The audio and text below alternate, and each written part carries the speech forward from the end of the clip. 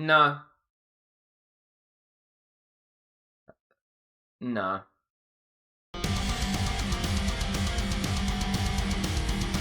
Warhammer. Whether you think of it as the greatest tabletop wargame of all time or heroin for middle-class nerds, not my words by the way, chances are there is one big thing that sticks out in your mind when you think about the franchise. Namely, how bloody expensive it is. I probably don't need to explain that to you, because if you're the kind of person to click on a YouTube video titled "Will 3D Printing Destroy Games Workshop?" or whatever bullshit clickbait title I end up giving this, chances are the first thought going through your mind wasn't, I've never heard of any of these concepts before. Perhaps this gentleman will illuminate me at the introduction of his video. If that is the case, this is all the introduction you need. I mean, that's basically what Warhammer is. Like, there's not really anything else you need to know. Ever since three-dimensional printing became relatively mainstream, one question has been on the lips of nerds everywhere.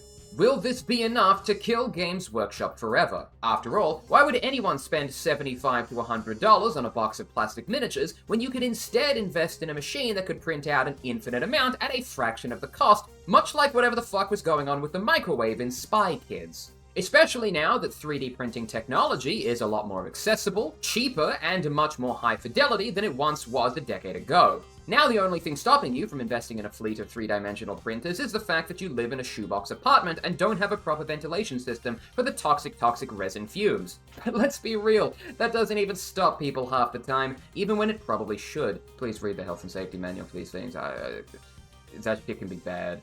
Man. Over the past few years, I've heard plenty of posts, podcasts, tweets, and more recently, skeets from people claiming that this technology is going to ruin the major players in the wargaming industry. And just like every person on the internet.com, I have opinions about things, including this. And so if you were to put the question to me of will 3D printing destroy Games Workshop, or whatever bullshit title I end up calling this video, my answer simply sits as no.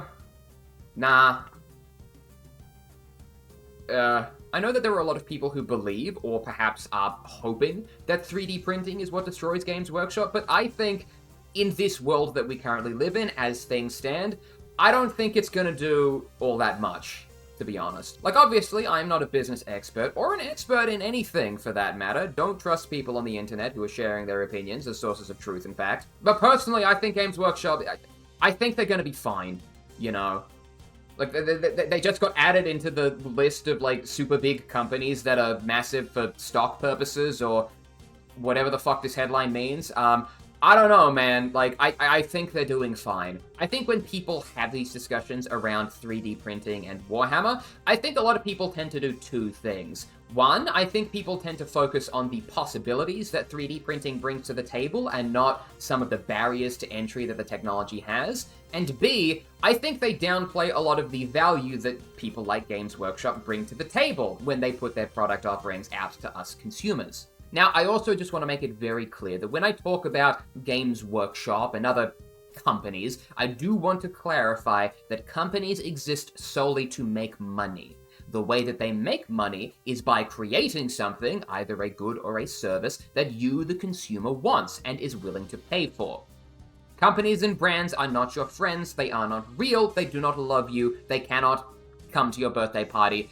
They exist for a very specific reason, okay? I accept that, and I think we should all accept that. If a company is doing something that creates value for you, awesome, you get a thing that you like. If a company does not provide value for you, the end consumer, then that is also a totally valid stance to have. My personal opinions on Games Workshop are mixed at best. I think they do a lot of good things for consumers in terms of the stuff that they make, but I also understand that there are some very negative practices that go along with what they do.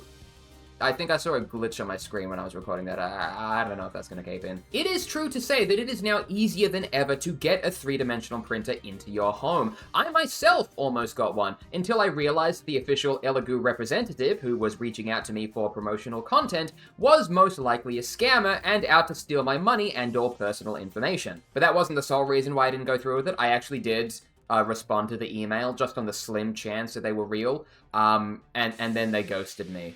So, I guess I just wasn't even worth scamming at the end of the day. But going by recommended retail price alone, these machines are gonna set you back a good couple of $100.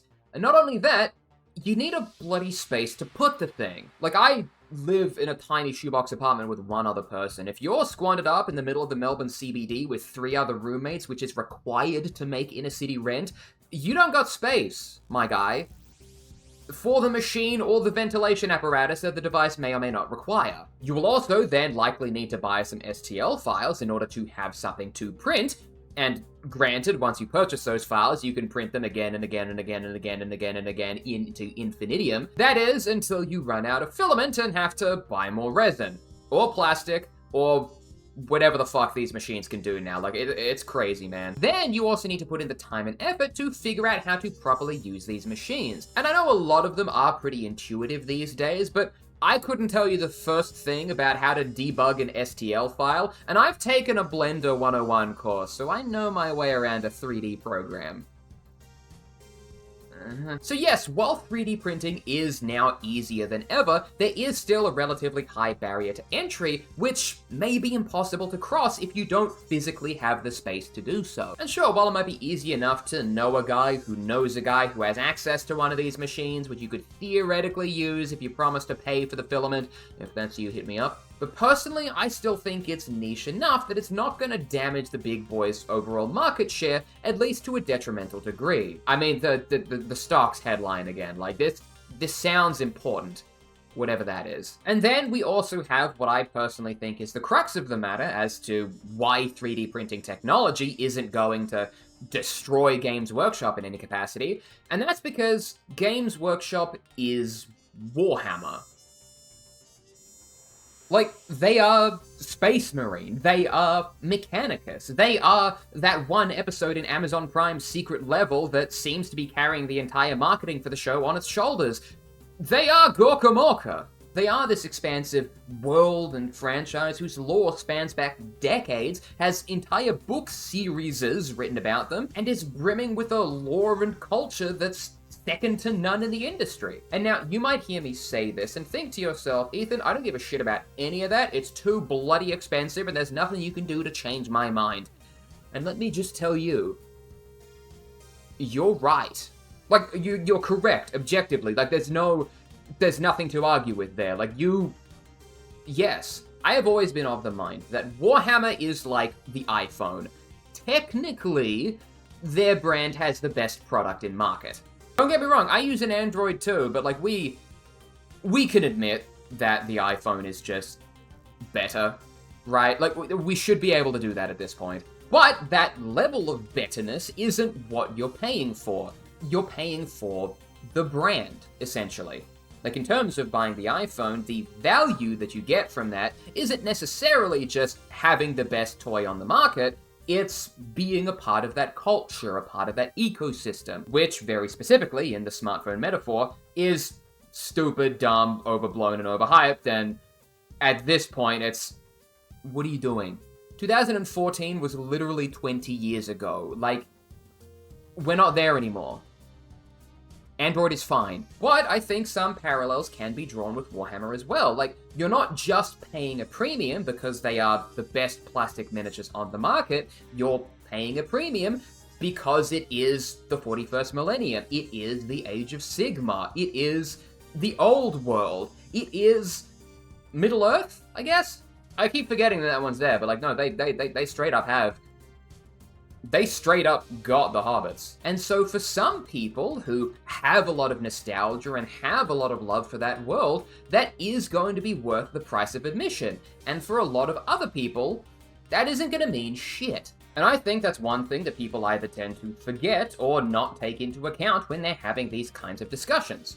Like, people end up saying, why the shit would I spend $80 on a box of plastic miniatures when I could print one in resin for like $3 a mini, or whatever the fuck the maths out to. And yes, you can print as many minis as you want, but you can't print Warhammer. Like, you just can't. You can print things that vaguely look like the source material they're trying to imitate, but you know they're not the same.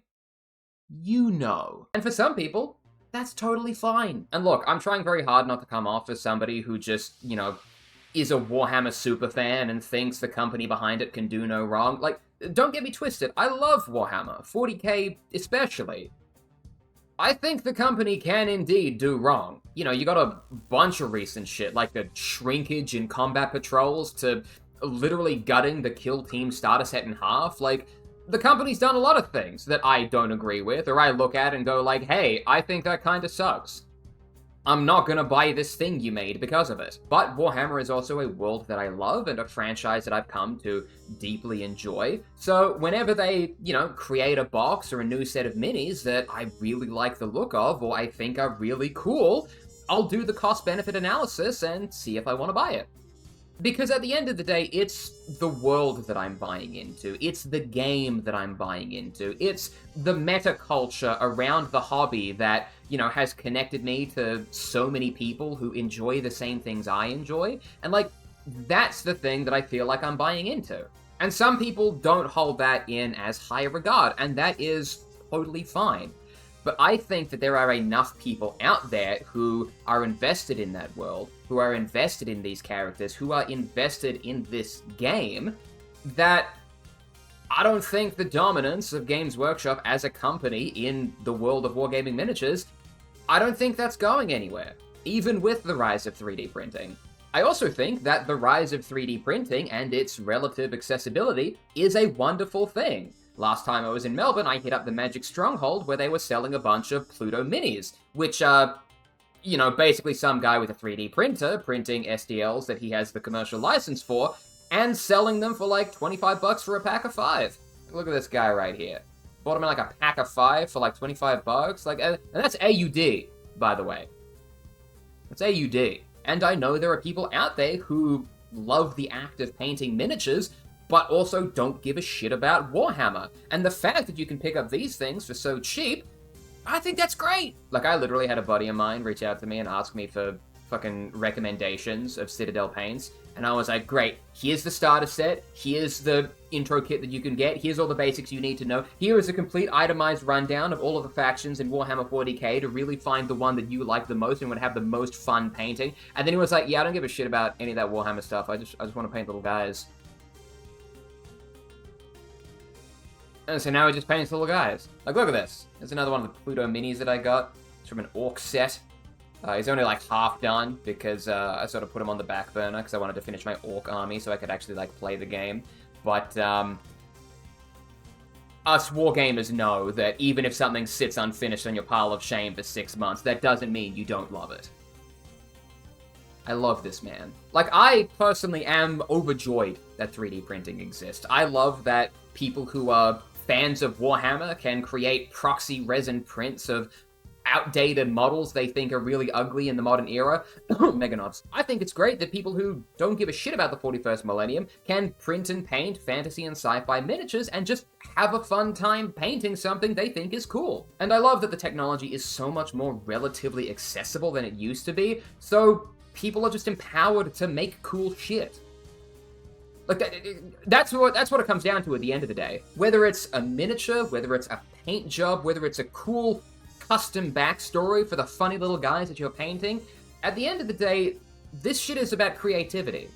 And to me, anything that helps people bolster that creativity can never be seen as a bad thing. But do I think it's strong enough to topple the market dominance that the kingpins of this industry have held for literally decades now? No, I don't think so. For better or for worse, I don't think that is the case. And there is better and there is worse to that scenario. Maybe Games Workshop's prices would go down if they had a bit more of a threat to their bottom line. Maybe they try to focus on making their products a little bit more accessible if their competitors had things that were always available and constantly in production, rather than relying on limited time boxes or FOMO to push sales. But realistically, I don't think that's going to happen. They're a huge company who are the best at what they do, and yeah, honestly, I would highly recommend it if you're interested in things like miniature painting to go out and search on Google and Etsy and try and find these, local producers of 3D printed minis, because they are significantly cheaper than Warhammer. Warhammer's fucking expensive because it's the premium brand. That's I don't think that's changing anytime soon. I wish it would, a little bit, but I don't think it will. But at the very least, the rise of 3D printing has given miniature painters like you and me an option. We can go somewhere and find cheaper minis if we just want something to paint. And honestly, I think that's beautiful. I think that's awesome. I think, yeah,